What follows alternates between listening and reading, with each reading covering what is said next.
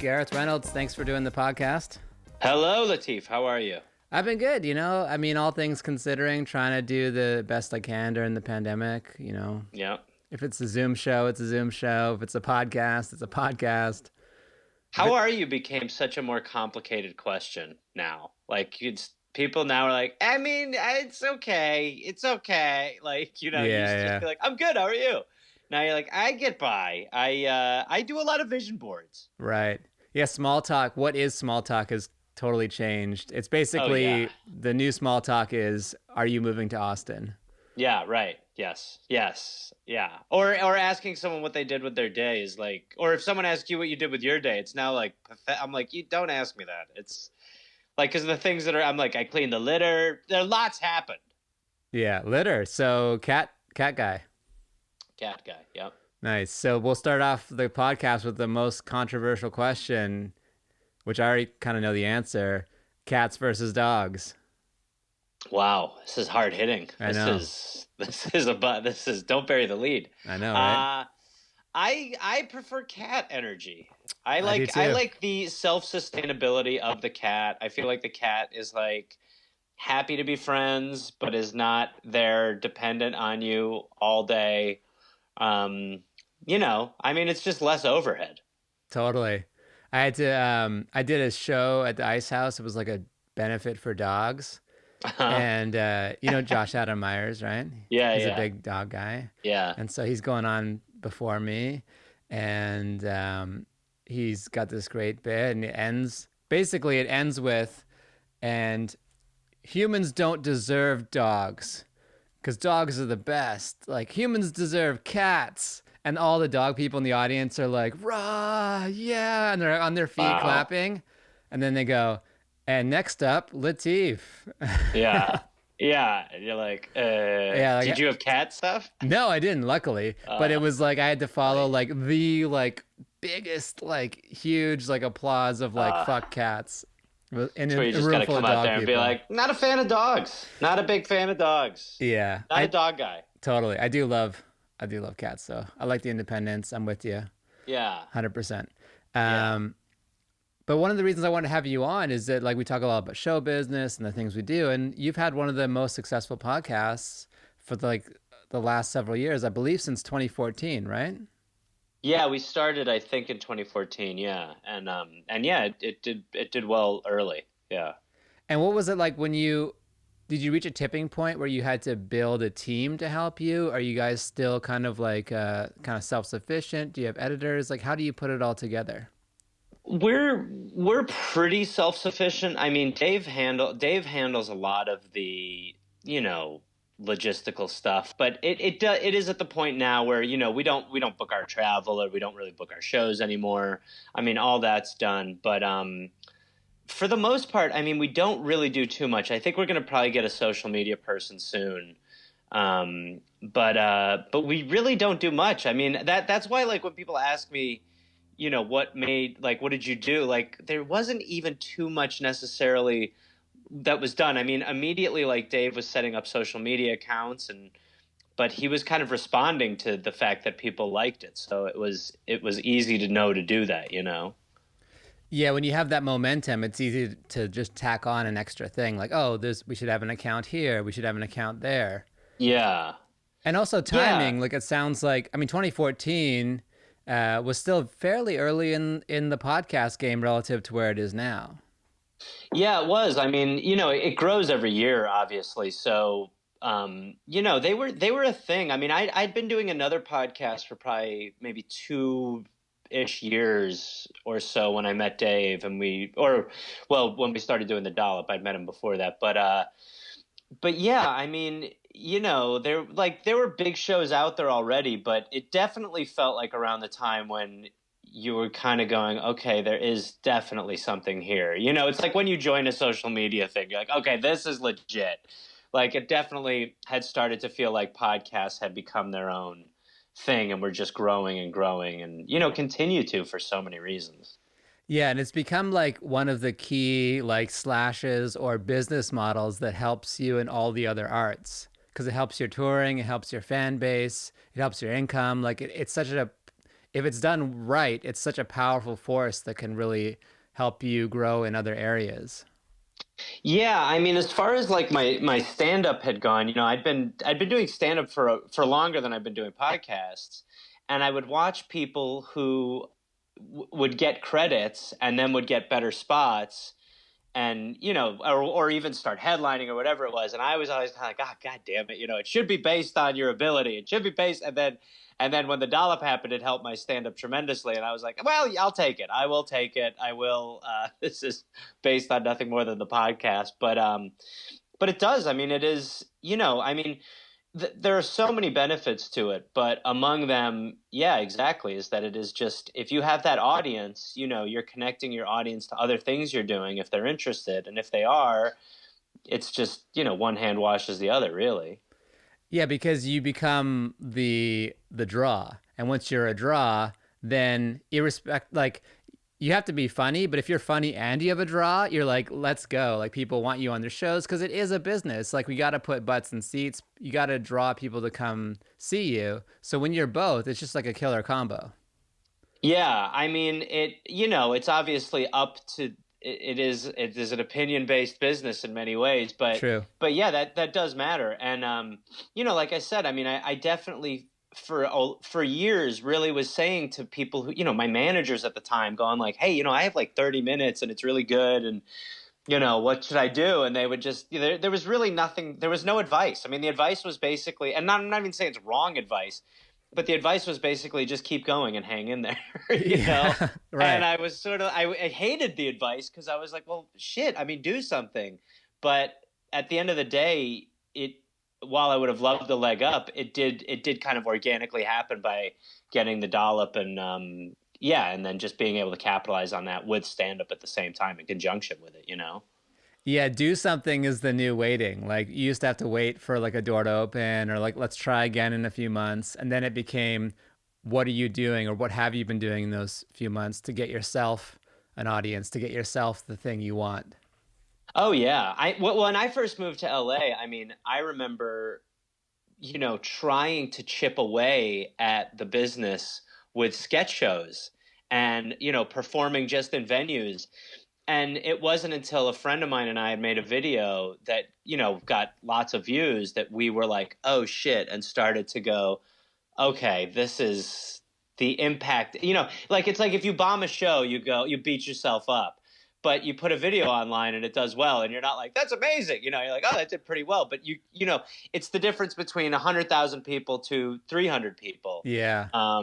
And yeah, I mean, recognizing that now, yes, it is much more of a self-starting business. You break yourself. I mean, you see it over and over and over again. It's kind of the same mentality. It's just a totally different way of doing it and getting your name out there. Yeah, because it becomes its own currency. Like your view count becomes a currency. For better or worse, your follower count becomes a currency. And it's like Yeah. it's the first thing people can see if they haven't seen you as an artist. They can be like, all right, well, there's something here. Yeah, I mean, I think clubs are put in, once things start in some capacity again. I mean, clubs are put in a precarious position because they do have to get butts in seats, but they also, a lot of times the club managers, they know comedy, and again, they're not experts by any stretch, and there's a lot who don't, but some really pride themselves on being able to have good comics come to town. And you also have to walk that balance at times by saying, well, I'm going to have in someone who has an enormous following that I personally do not think is very valuable comedically, but it is a business. So, it's the same. I mean, look, the truth is, like, you can always be upset at people who are more successful than you or people who get more than you. That's just always going to be there. So Right. just know that when you're doing that you're not really investing your vitriol in a direction where anything will ever come from it. So Yeah, because there is like a power dynamic element too, because like the audience can either be with the creator or it can be like the club can be and has been for so many years the provider of the audience. So they hold the power. Like if you want to perform at our venue, we have the audience. Like some clubs, like are sold out no matter who's performing. And some in different markets, like it really depends on the draw. So it's like, and everyone's trying to figure out their own unique kind of angle and business model that makes Yeah. them be able to pay the rent. Yeah, and when there are times where you go to do a weekend or, something, and the numbers are, they're decent, but they're not great. It's a very, when I was featuring, all I wanted to do was headline. And I would have headliners say, you obviously you want a headline, but they would say, you don't know how charmed a position the feature spot really is. Yeah. And then you do realize that it is in so many ways. And one of the ones especially is in the numbers that you don't have to worry about. Every game basically kind of feels like an away game when you're a feature. It's not, you don't have a home field advantage. So Right. it's a good mentality to have that, because that keeps you, chomping the whole time. But when you become the headliner, again, it isn't necessarily, there's not a direct correlation between what you're doing and the numbers at the club on this particular weekend. But if it's your weekend and the numbers are so, you do feel like, oh shit, I should do more, But all you can really do is tweet out and, Yeah. make a video. I mean, there's not much else you can do. You do the radio when you're in the market and stuff like that. But yeah, I mean, it is very different for clubs. I mean, clubs, it is a totally different game now to play. Yeah, especially now in the new dynamic of how things are going to come back, and just there is a pent up like people wanting to go out. Like you see it around LA now that things are open, they're on patios, they're doing stuff, and I do think that like people are going to feel comfortable sooner than later, like next to each other again, tightly packed, and having like those good comedy nights.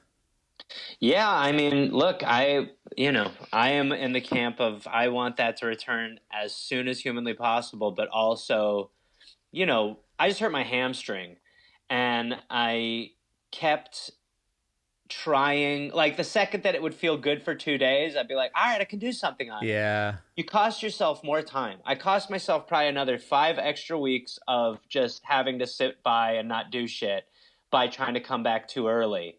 And as frustrating as it is, that's why, like in the NFL, those receivers get so pissed. They want to play. Athletes want to play. Right. But the personal trainers go, I get it. Of course you want to play. But for the longevity of your career, we're going to bring you back 100%. And, we have been walking that balance in this country the whole time of trying to open up right when it's the right time. So hopefully it's sooner rather than later. I mean, hopefully there seems to be good trends, but again, this country is we are like a network during sweeps. I mean, you just never know what's going to happen any given week in this country. Network, that's totally true. It is weird that it's coming upon the 1 year anniversary of it. Crazy. Yeah. It's the time in this year feels compressed and elongated at the same time in a way that it's probably how Bill Murray felt when he was living Groundhog Day, if he was a real person in that movie. Yeah. I mean, it makes no real sense. It's very strange. It's very Groundhog Day, and it's like, it's a whole new way. Like I think about that self, like my old self, and the things and how I used to act, and like it's totally different. Like I act different, yeah. like I'm different, like I have different precautions, I have different like mannerisms, like when I meet people. Like it's it's the most universal social change that's ever been done probably in the history of the planet, where we all have to adapt similarly, and it creates this weird monoculture where everyone talks about the same stuff. Yeah, no, it is really true. I mean, when was the last time we were all fixated on one thing on this level? I mean, Yeah. probably maybe 1904, but even then, maybe not. I mean, this is a worldwide dilemma. Even if your country has it under control, you now have to figure out how to have, the things that your country desires while being careful who to let in and who not to let in Americans. Yeah. While figuring that out. So it is, man. It's baffling. It's like I watch travel shows and stuff, and I'll go, man, how was this possible? And even beyond that, how were we not every day going, we're pretty lucky to be out around a bunch of people we don't know, right? Yeah, we So just like, yeah, because I love travel shows and food shows, and you watch them, you're like, it's like this alternate universe. It's basically science fiction. Like, yeah, yeah, you're just like, be careful now. I mean, I have dreams where I don't have masks all the time. oh, interesting. Yeah, Like, were you like walking I'm. around free? Yeah, actually, yeah, I've never had a mask in my dream. Oh, I've had, honest to God, 5 or 6 dreams where I've been out in public and I'm like, where's my mask? You know, like, where's my mask? I might, part of it might be, it might honestly be that my brain just is inventing this thing based on, its routine. And then my new memories are going, whoa, whoa, whoa, whoa. And then I'm freaking out in another world just created without that limitation. But Yeah, yeah, I definitely am like, I had multiple dreams where I'm like, that guy's coughing. Oh God. it's kind of like the dream with the no mask is the new dream naked. Yeah. It's like Yeah, very anxiety dream. it's yes, it's a very, very, very much so. Yeah. Completely. One of the things I do before we start is I Google the guests, try to figure out some things about them I didn't know, and I didn't know you were in that show, The Real Wedding Crashers. I was. Yes. I loved the movie. I mean, when it came out, it was like it was one of the funniest movies I'd seen in the theater, like where the whole theater is into it. Yeah. Uh, Well, what we said is if you love the movie, you probably won't like the show like the rest of America. So, yeah, it yeah. has like it is a movie of the time because I did watch it again recently when it came on, and it did not age well. A lot of stuff doesn't age. It's shocking how much stuff it doesn't. Yeah, I mean that movie's not that old. It's like there has been such a cultural shift that there are now things not too old where you go Jesus. But yeah, the show was like a prank show. It was from the people who did Punked, and it really was like it felt like a break in many ways, and then it really wasn't anything. It was just kind of a thud. Yeah, but it's a good experience. It's another credit to add, and it's like on your journey, like up the path and in this Yeah, business, like to be able to be like, oh, I was on this thing. It opens certain doors. yeah, it also makes you go like you go okay, I can do some Right. like I can do this in Yeah, some yeah. capacity. Maybe it won't happen, but like this can happen in some way. Right. Like I can be part of a show. I can like, yeah. It's another skill set to know what you. Yeah. Yeah, and other opportunities will come, and you can kind of evaluate them better. Yeah, I mean, when you really think about it, like you don't give yourself enough credit in this business for like the little wins because Yeah. not everybody knows about them, and that's really what's considered a victory in the eyes of this kind of business. In a lot of ways, in many businesses, but in this one in particular, notoriety is really what seems to quote unquote matter. Hmm. Whereas I think when you look back on stuff, you go, look, I mean. You do a lot of cool things. There's a lot of weird times. There's a lot of down times. A lot of sad times. But there are times where you go, nobody I went to high school with is doing this. Yeah, there are. You're right. There's skill based wins that we can't like tweet about or Instagram about that like are very important. Yeah, totally. Yeah, there's just, I mean, I guess you could. I mean, I guess people do. But to me, it's just like, sometimes you just have private good news, and it's worth just being celebrated on merits of things you do because it's a very difficult business. So when you're able to get the wins and you can accrue a few in a row, then it is like you should feel value. You probably don't, but you should. Yeah, like I just bought a guitar because I've always wanted to learn how to play, and I'm like, well, now should I be like taking pictures of this and like putting on Instagram? Like your first thought is like, did it Right. really matter and if I didn't put it on Instagram? Yeah, no, it's the new tree falling in the woods. Did it Exactly. happen? Yeah. Did it occur if nobody else had a shared memory with me? Right. And I do like really respect the artists who are like, I'm not on Instagram. I know you have to Oh be a yeah. certain, it's kind of like the most like privileged thing to be like, I'm above it, but there is a certain like comfort and also just like, it feels like they're happier. I don't know that for Yeah, sure, I but I'm guessing. well, I mean, I try to just be pretty I've tried to cater my stuff so that it is pretty much content based Yeah. and it's not really much about me. It's really about these because it is nice to feel separated from that in some capacity. You're still on it, you still check and you're still like a rat looking for like, water or feed or whatever in a Yeah, yeah. maze. But I strive to be like, just to not have it be about the things I do outside of the things I'm doing these specifically for people to see.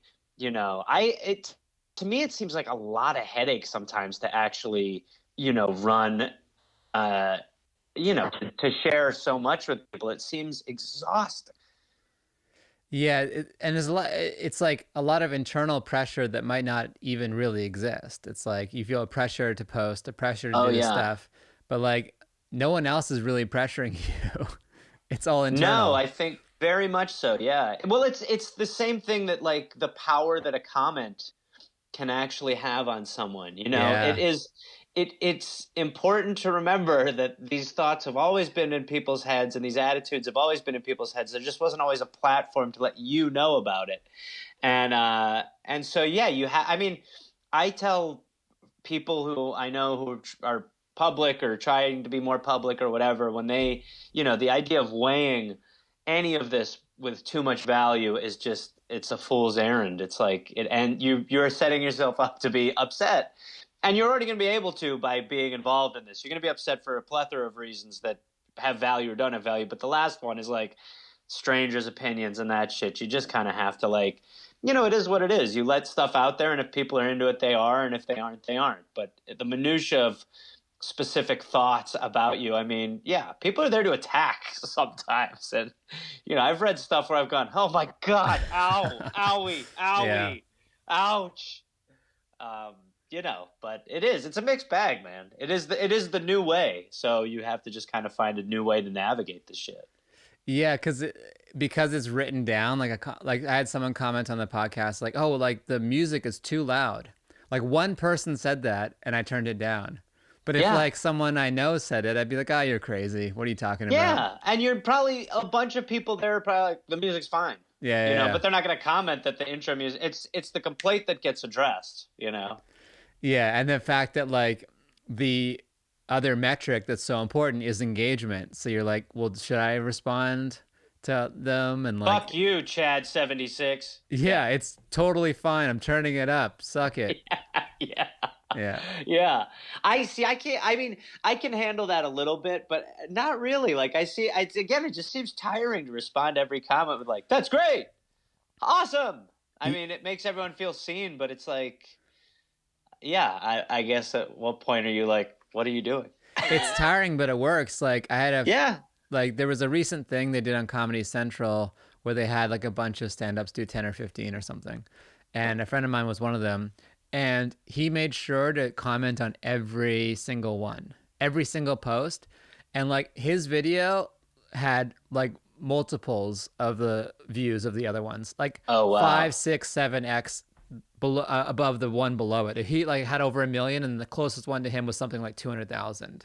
And that's just from, well, then I'll do it. Then I'll blow it. I'll do it. I'll And I suck was, it. and it could have been other factors too, but it was also like a lesson to be like, oh wow, like engagement is that metric that pushes it up the algorithm, the Yeah. ever elusive algorithm that we're all Yeah. chasing. Yeah. We thought it was going to be Al Gore, but it's algorithm. Yeah. That's good.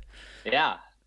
Uh, I'm starting a new question that I'm asking on the podcast. You're gonna be the first one. The music's fine, Latif. You don't have to worry about it. Oh yes. It's No, great. I was wondering, like, do you think we're in a simulation? Like, are we living inside a video game? Um, well, there's a lot of marbles on the scale that say yes. You know, yeah, I mean, in some capacity, I do think that is true. Yes. I think this is in some way some version of version of something, but yeah, I don't know. There's too many. What's weird is that like how we're able to figure it out. There are people in our society who are like cracking it and going, "This doesn't make sense," and "This doesn't add up," and there's a lot of smart people who think that. And I look, this world is bananas, so I think maybe it's just a crutch at times to say that, but I do think there's a lot of like actual scientific thought that says that yeah, there are just things in this realm that are just that don't add up. Y- So Yeah, because what got me was that, like, if at some point you believe that there's going to be a video game that could mimic all the things of life the way it is now, then yeah, how can you believe that and also think that you're not in it right now? So it becomes like this circular kind yeah, of thought. circular logic. Yeah, right. Yeah, yeah. I mean, there are. Yeah, it's just weird, man. You don't want to overthink that thought because there, you do want to still be like, I should not go and punch a bartender in the face because Yeah, life does yeah. matter. Right, right. But yeah, I mean, I definitely believe in some kind of weird interconnectedness that manifests itself in a way that isn't the reality we see before us. So I don't even really necessarily know what that means, but I don't believe that this world is the end all be all. And when you think that, I mean, you're kind of open to like any option at that point. Right. It is a lot more possibilities. It is interesting that, like, you can kind of like apply a lot of video game ness logic to yourself. You're like, you can improve yourself. Like, if a lot of people, I think, and sometimes I get caught in this, like, you can spend more time developing your video game character than yourself. Like, I mean, I Yeah. have a lot of gamer friends, and like they're like worrying about their outfits and stuff, and you're like, well, you could apply Yeah. that to your own life, like. Well, that's a lot of work though. You can't do that from the couch. And Yeah. the other thing is, it's not fixed parameters. Like, the game has like super parameters where life is like open ended. Yeah. So maybe we're That's not in so the game. well, that can be overwhelming to people. I mean, do you play a lot of video games? I play some a little bit, mostly with my kids now. Yeah. Oh, I didn't know you had kids. Yeah, I got a 9 and How a many? 5. I 2. thought you said 9 kids. I was like, Jesus, Oh Latif, yeah. relax. No wonder you had to stand up. You're like, the road, the road. Right. Um, yeah, I don't play a lot of video games, but it is. I mean, when you say simulation, it is something like I always picture the Matrix was such a great movie, but Oh the yeah. older you get, the more you go, Jesus Christ, that was like saying things that my brain wasn't ready to handle at the time. I always picture that Matrix goo when they pull him out of the goo and he's plugged Right. into a thing like that. Something like that to me, I would buy. Yeah, it was so ahead of its time, and there's a Matrix 4 coming out, which I have no idea what they're gonna do. Is Uh, Keanu in it? yeah, he's in it. No Lawrence Fishburne, but there's Keanu, I think, Mm. Carrie and Yeah, Carrie Fisher, Carrie probably. Fisher, Carrie Ann She's Fisher, probably, or no, not Carrie Fisher. Carrie What's her Ann name? Moss. Carrie Ann Moss. Yeah, so that'll be exciting to see how they touch on it. But it is the dystopian society. A lot of the stuff that, like, they predicted, like, I feel like they just missed. I mean, so many movies did. They missed like texting and phones. Like, a lot of it was like landline based, and you're like, okay, Yeah, yeah, yeah. That's so true. It is. That's so true. They're like the world is actually a simulation. Dial 9 yeah, to get exactly. outside of this building. Yeah. No, I mean, well, I think what I find true in that, and what I find true in the world, is that there's just a lot of people who don't seem to care to be awake and like things the way they are and don't like things being shifted. I mean, not that I'm saying like the country's gotten better and I like the change. Um, but yeah, I do think there's a simplicity that we've been clinging to for a long time, and that is certainly seems to be fleeting. Yeah, yeah, And stuff like that makes you think like we are headed to some kind of tipping point. And in many ways, it is like the most interesting time to be alive ever. I mean, there is so much going on, and it feels like we are ushering in some sort of era of demise. I mean, that's going to look fucking crazy, and it'll be interesting to see what really is real. I mean, I've read a lot of books by Timothy Leary and a lot of stuff on Timothy Leary, and the thing he talks about, or other people have talked about too, is your brain after you die. You have like 20 minutes where your body is dead. hmm Your brain is not dead. Your brain is still working on some stuff. And that's supposedly a time where, you're really about to transition into something in some capacity. And it'll be very interesting to see what happens when we fucking leave our bodies. I mean, that's the ultimate question. That's when we'll be like, oh, it's like the real Wedding Crashers. It was all a joke. yeah. Or we'll be like, oh, There's darkness. I'm not cognizant or thinking this, but Well, maybe they'll be able to do like uploading your brain to a computer, like. yeah. And I think about that like with social media again. It's like if you had a little bot that had general phrases that like Gareth says, and it kept going after you died, like how many people like There could you fool? Well, there is technology where you can talk to someone who's deceased. Like they have made it so that you lose your fiance, you're able to continue to talk to them if you want to, in Really? like some form of AI. Yeah. Like Wow. weird shit like that where, yeah, it's dark shit, but um yeah, Because it's weird. there is a certain element of what we do that is very AI based. It's like, hi, how you do? Like all Oh, that stuff, like all the basics can be the truth covered. is, having done the podcast as long as I've done it, you do realize at some point you've said most of your like truly like I'm out of like bits. Like everything I have now is like organic reaction because all the bench jokes I had over the years, they've been like I've gotten rid of them, So now it is like, you realize you only have a certain amount of shit to say at a certain point in time. Give me another 10 years, I'll have a ton more shit to say. I mean, that's why you do an hour and you go, okay, now what the fuck am I going to do? Right. Yeah, because you have more, especially now like we've had so much time with ourselves away Yeah. from other people. Oh, So, dude, well, I don't know what the jokes you like. Some of the new material I've read, it's a lot of like stories and stuff like that. But other stuff, it's like I have stuff like about the microwave and about yeah, I hold got one of those. music. Like it's stuff where like my life experience now is so sad, where I'm just like, microwave, that's a target. Yeah, I'm coming for you, microwave. Yeah, and it's like it's going to be really interesting to see like how much parallel thought there is out there when we all Oh start yeah. seeing each other. Oh, well, COVID will be the new Trump. I mean, Oh yeah. it'll be hard to not have a COVID act, Yeah. because that's all you're going to want to talk about because it is crazy. I mean, I remember the last weekend I did of stand up um, was in Sunnyvale, California. And I was coming out on stage with a mask on and I was like putting hand sanitizer on, making light of it.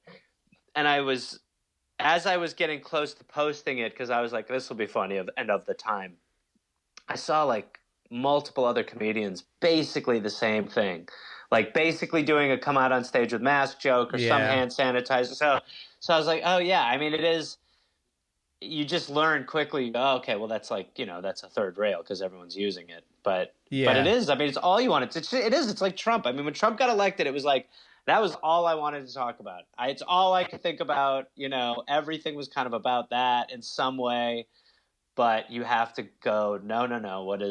What's more interesting thoughts?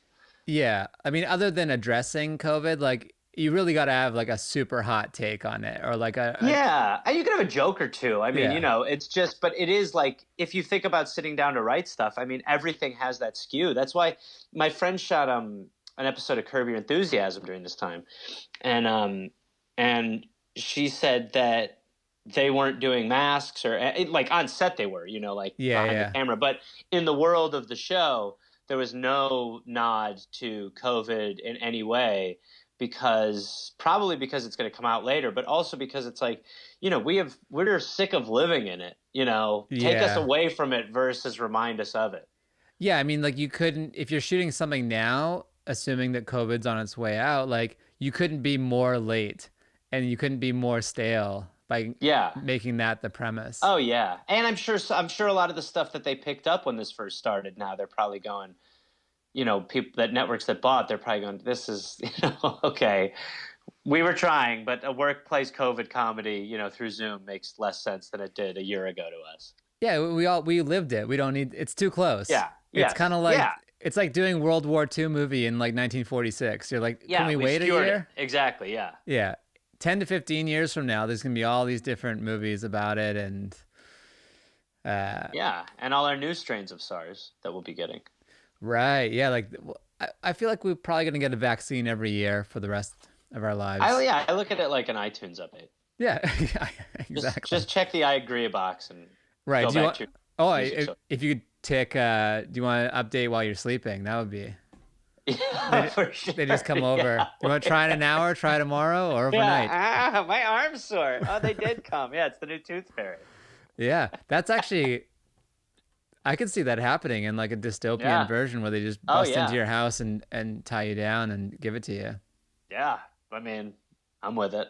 I'm Yeah. okay with it. Um, I was looking the Matrix. I actually rewatched it recently, and it led me down this path to looking at like Elon Musk's other company, which is like he's putting implants in people to like help them figure out how to see and stuff. And I could totally see our phone being integrated into our bodies somehow, like a Oh permanent yeah. watch to pay and all that Well, stuff. people would do it. Yeah. Yeah. People would love. I mean, there's a lot of people who would love it. There's a lot of people who would say there's no uncle when it comes to phone. Like, you know what I mean? They're not ever going to tap out with technology. No, even if they told you right now, it's so addictive and such a part of everything. We'd be like, all right. I mean, they basically have told us they're watching Yeah. us. Well, and beyond even watching, ruining. You know, Yeah. I mean, yeah, we've talked about it, I think on the podcast before, where it's like, if aliens came down and they were like, we can carry your society. We'd be like, yes, what is it? They'd be like, give us your phones. And we'd be like, Yeah. yeah, Right. about that, you know? And even if they were like, no more GPS, we'd be like, oh, come on, Come guy. on. Yeah. Fellas, ladies, let's not do this, you know? Yeah. It's completely, yeah, I mean, it is integrated 100% in everything. That's why when people are worried about getting the microchip vaccine, it's like, man, they got it. They don't need any more. They've got Yeah. it. You're They've carrying the got it all. microchip. Yeah, they want us back in the cubicles. They don't give a shit about that. Like, they've got all that. It's all about advertising now. I mean, our government isn't really even like, our government is now an extension of social media companies. It's Right. not the other way around, you know? It is interesting that like if the aliens came down and they were like, well, we have an app to cure everything, we'd be like, yeah, bring it on. Let's. Yeah. Oh, yeah, for sure. Yeah. Yeah. The How are you revolution has spelling to come that? through the app store, basically. And then we'd be like, $4.99. Yeah. Right. Yeah. Ugh. Or what's it called when you see an app and it's like, oh, in app payments. Yeah, Delete. yeah. You're like, I don't think so, my friend. Yeah. Right. Nice try, guys. But your society. Yeah, it's just in-app payments, a big red flag for us. Yeah. That's the revolution. $9.99 or $4.99 with ads. Yeah, yeah. Right. Right. They've come down to advertise. Right. Exactly. Yeah. And that's the other thing too. It's like, are we just like meat bags that need to click on stuff now? Like how much of our economy is just like I need to click on this. Like I click, someone gets like we're just click machines. It's so weird. Yeah. Oh, everything. Yeah. I mean, my livelihood is, you know, I Yeah. mean, it's like, and yeah, I think completely. Commerce seems to be, I mean, the way that the world works coming on the other end of this will be very bizarre because I think, yeah, it has made this idea of not going places and just accruing things more and more comfortable and comforting than ever. And you know, I mean, again, we're a society. Like, we're supposed to be we should be in parks and shit like that, you know? Like, and Yeah, yeah. we've been cooped up. So hopefully, you know, people are able to click back in some way. But yeah, I mean, at this point, you know, we live in a world and a country that all it really matters is making the bottom line grow every month. And everything will be tossed at doing that until there's nothing left to toss if we keep going on the trajectory that we're on. And it's weird, man. It's like you have to live in the two worlds. I have to live in the world where I get so frustrated with our political system and our government and the way that we treat the environment and the way that we, you know, our practices in every capacity. But then I'm also a guy who has to get on planes and go do shows, you know, like, and say some stuff that is, you know, like that, but also not make my livelihood about that because, again, I mean, like, I got into the comedy business to be funny, so you want to make Yeah. it's funny, but it's very difficult. It's a very difficult line to toe, and you know, it does speak to the fact that we are so underrepresented by what 80% of us actually believe is important is just not representative in our representation. Yeah, I mean, it's constant growth. Like if you're not Yeah, constantly, if your business isn't growing, if the you're economy, failing. yeah, you're either growing or failing. Yeah. Yeah, growing or dying. It's like your likes have to be going up, your follower, everything has to go up. Otherwise, Everything. The video you posted last week got 2,000 more views than the video you posted this week. Someone says your music is too loud at the beginning. yeah. I mean, you are. It is a beck and call business now, and again, like you were saying, the clubs used to kind of shepherd people in, and the clubs would kind of be tastemakers, and they would be, much like a restaurant that caters its menu towards what it thinks the people want. Right. That was what a club owner used to do, and so it used to be like a much different existence. It now is dictated again so much more by not just what is popular, but then you think about why things are popular, and you're like, you're again. I mean, I'm not in no way. It's not a knock on anyone, because you're always going to look at some stand-ups or some entertainers and go, "Why is this person successful?" But when your comedy is based a lot on your appearance, and Hmm. your draw is based a lot on your appearance, it does hurt the business of comedy when you're what goes viral is no longer, is never like someone with a great scientific thought. It's someone with like a way to do your lips better, like. And so we're slowly rewarding through the views, which is kind of the eyeball currency, these lesser beings and practices, and we're elevating those, and those are getting emulated and replicated. And at the end of the day, they're worse practices. So you're creating a worse society. So the more that we emulate the Kardashians and what they think, the more we're going to become like this thing that we started watching because it was trash. Yeah, it's like it's a cycle that Yeah, self reinforces. It is interesting what you're saying about like we were talking about the clubs and the draw and stuff, but also like the club does curate. You're right. And the same way, like now when we go to a restaurant, we're like croutons on the side, dressing on the side. There's a certain yeah, element of like we get to choose and like tick all the boxes.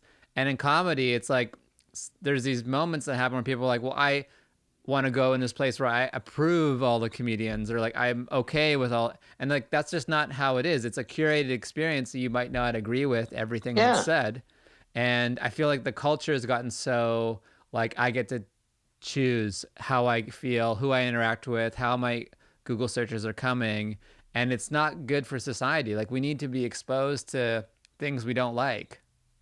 Totally. I mean, I am like the most liberal guy, and also, really do think that society has to be inclusive, and you have to be aware of, when people are vulnerable, you do not want to hurt them, and you want to take care of groups that are, underfunded and underappreciated and undervalued. At the same time, I do think that a comedy club is like a place where, you need to let people experiment in thought. And yeah, if the thought is not for you, and if the thought is not for you and it happens on this one night in this place, then, whatever. If this person makes a living off of that and becomes the person who says offensive things, then you have every right to go, oh, fuck this. But, you have to preserve the ability for freedom of speech and thought, and comedy clubs, that is what they were put there for. And that's how you find people who you go, oh my God, like, this person is next level. It's like you don't get to next level by staying in stasis and worrying about the boundaries. Yeah, yeah. You have to feel the freedom. I mean, I have things that I've said on stage that, again, I mean, are just offensive, not Yeah. like kind of gross or whatever. You know what I mean? And you say them and you go, oh, that's too far. And Right. that's a joke that I won't do anymore because it grosses people out too much. You're going to get that with people being upset by material as well. You just need to kind of let that practice play out and not, jump immediately on someone who says something wrong or has said something wrong and say, that's it, you're done. Egregious over and over again offenses, yes, you don't want to hear from these people anymore. I get it, but we do have to be fully aware of, um, you know, people need to be able to say things that are dangerous at times in order to break through to new levels of comedy, which is what the comedy club is. And if you don't like it, then you don't have to go to it. And it's like kind of what you were saying. I mean, it's the same thing. It's like if a store sells clothes, like I don't go to a big and tall men's store and go, "What the fuck?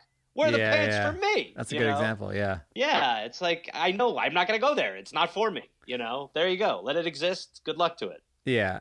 I mean, part of the mystery of comedy is like everyone knows you're kind of thinking like this person is just talking to you, but in the back of our minds, we know they don't talk like this, like in a series of Yeah. jokes, but we still think everything they're saying has some truth to it in a way that we don't put on an actor who like plays a serial killer.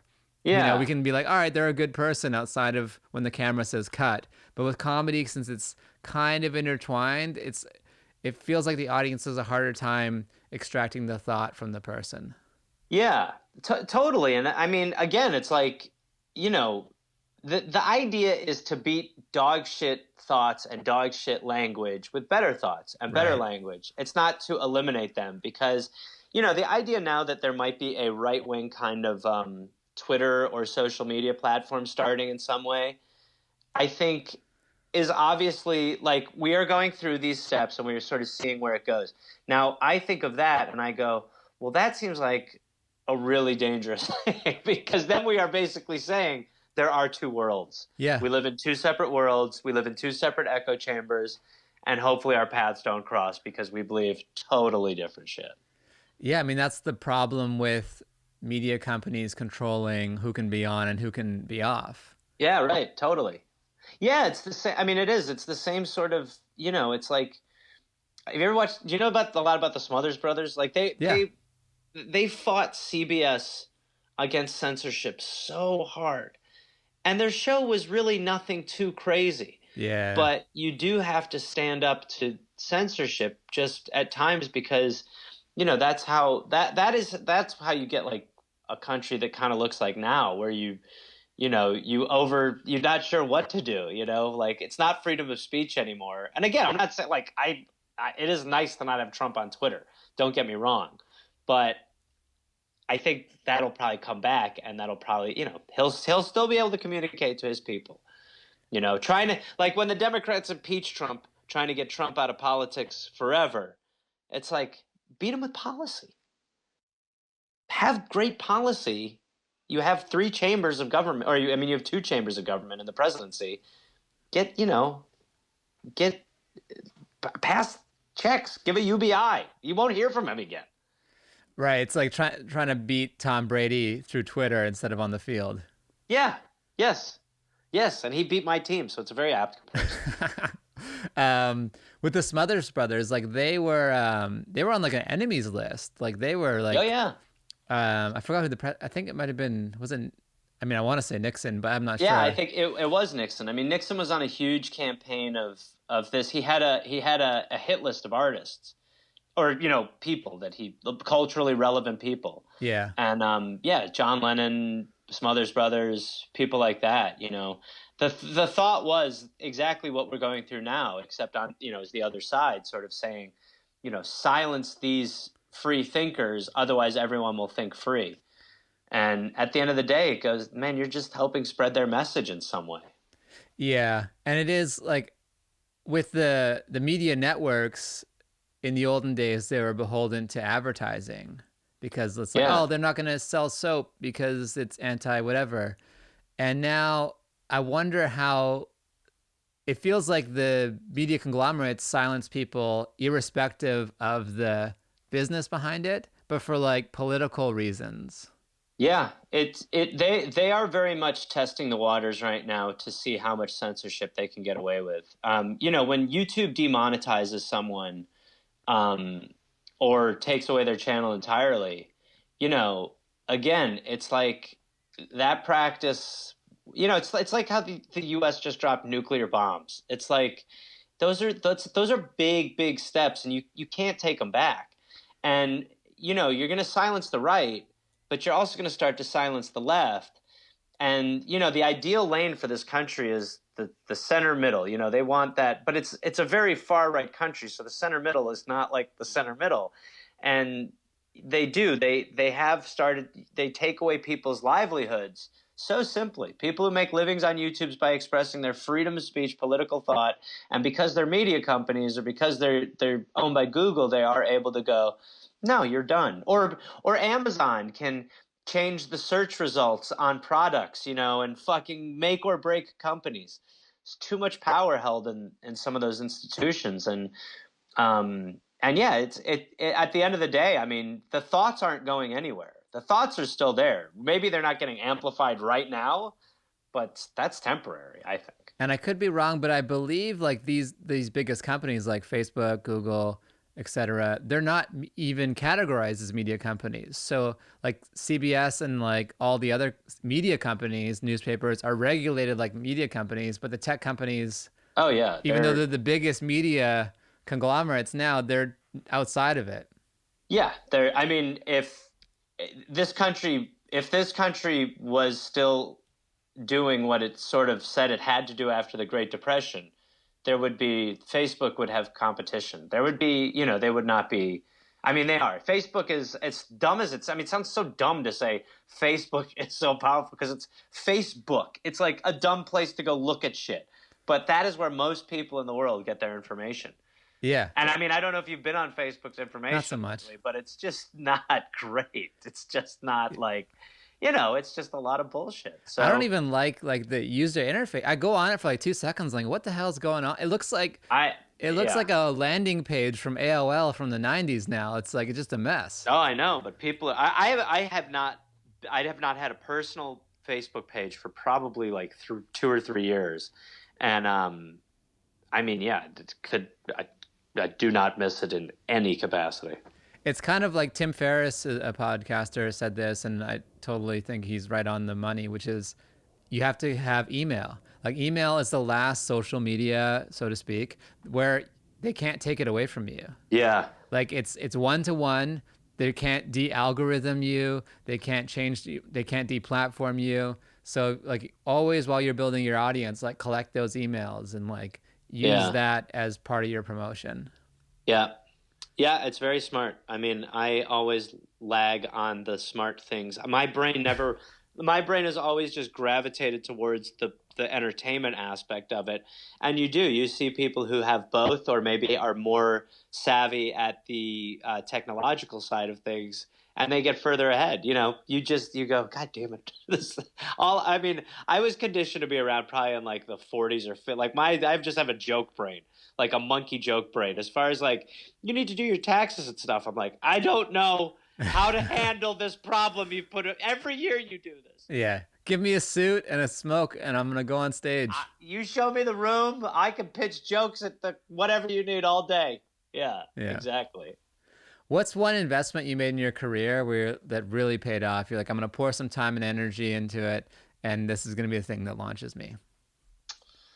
Well, my career is so weird because I had just had a hell of a time getting some traction. So, it started as, my writing partner and I sold shows early. Um, and then we started kind of, then we started kind of writing on shows. And I was so frustrated by notes and by, the process and the slow grind of waiting to hear and all that stuff that I started doing stand up when I was like 30. And it I mean, I tried to do it a few times before, but after I'd had a experience with the Travel Channel, I was like, fuck it, I'm just gonna go and try to do it.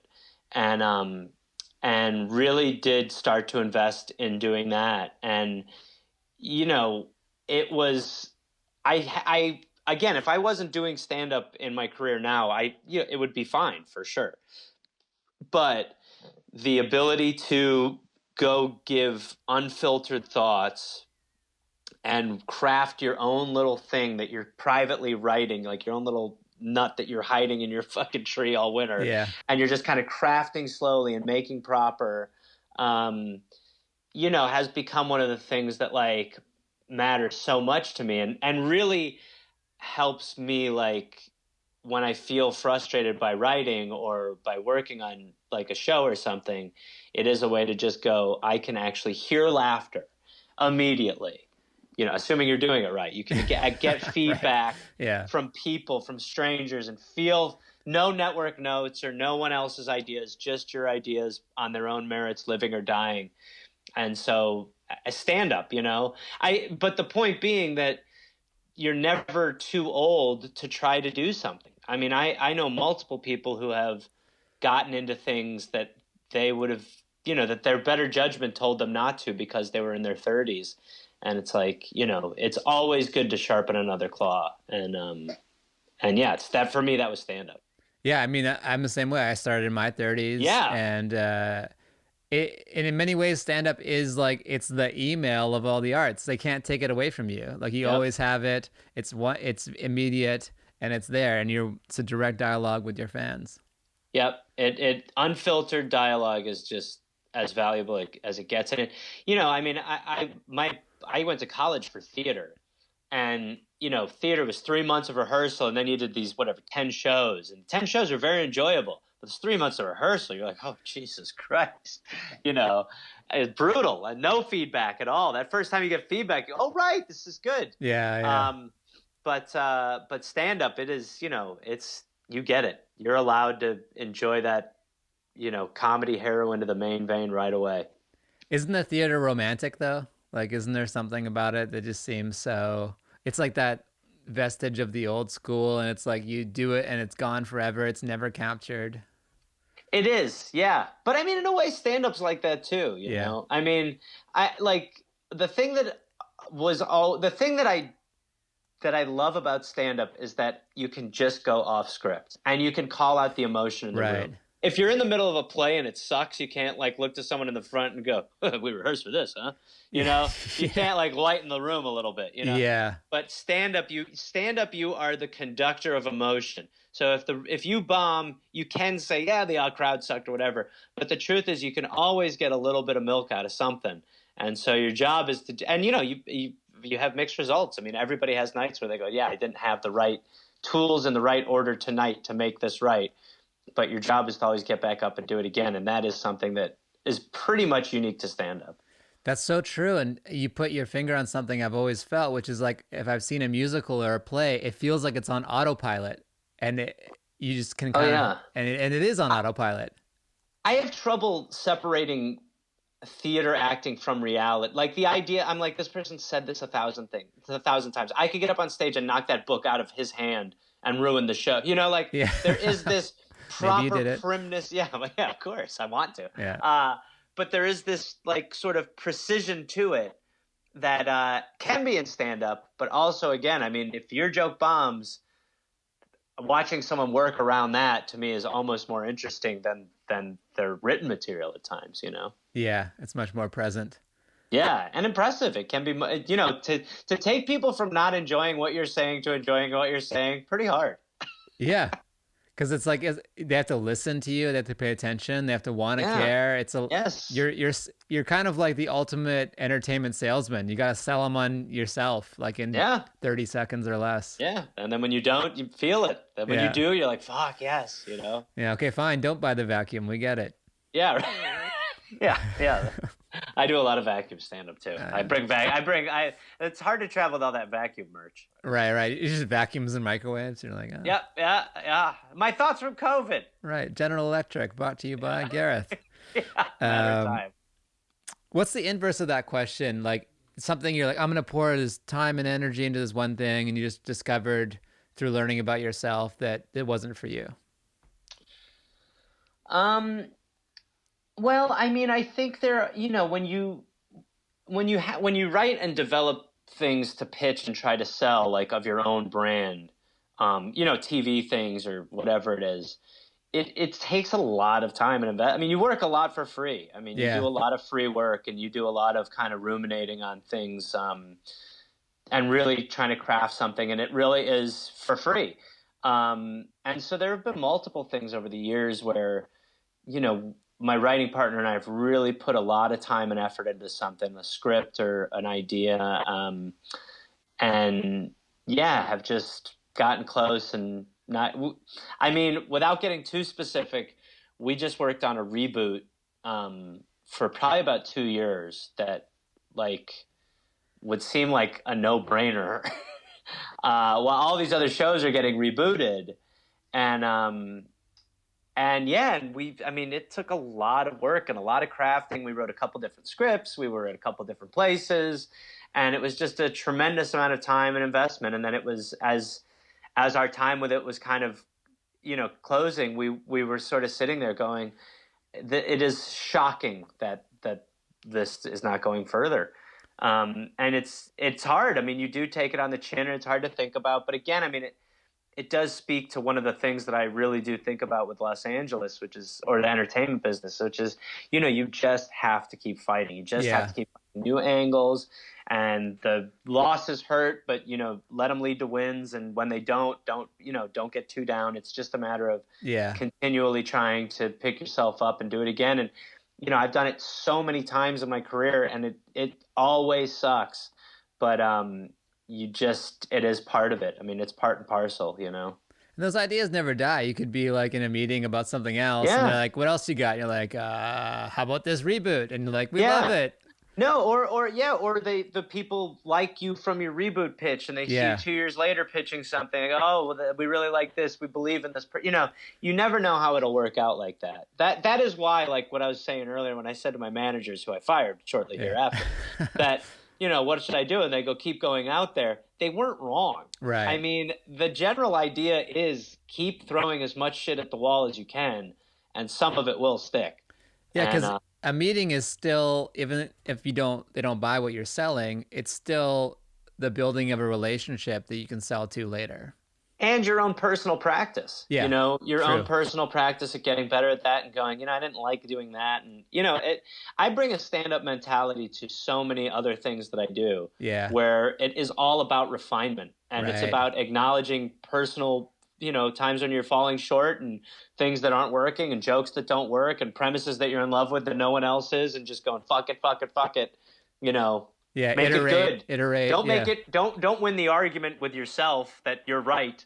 Win the argument with everybody that it's funny. Or works. Right, because then they'll like you, and they'll be like, well, I want to see what Gareth has to say about this next thing. They want to keep meeting with you, which is like the ultimate compliment. Yeah, you want. Yeah, and I mean, again, like if eyeballs are currency, return the investment. That's make it great. worth the while. Yeah. There's your gravestone. Finally, I'm ready to die. Aren't we all? Well, this has been great, Gareth. I really enjoyed having you on the podcast. Thank you. Got to know you a bit better, and we covered a lot of great topics that I'm sure people will love.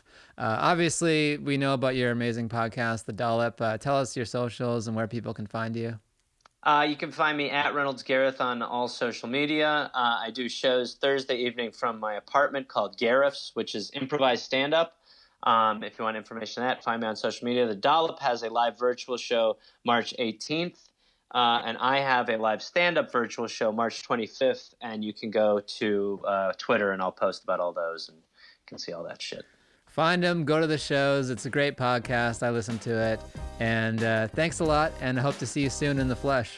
Thank you, Latif. My pleasure. All right, take care.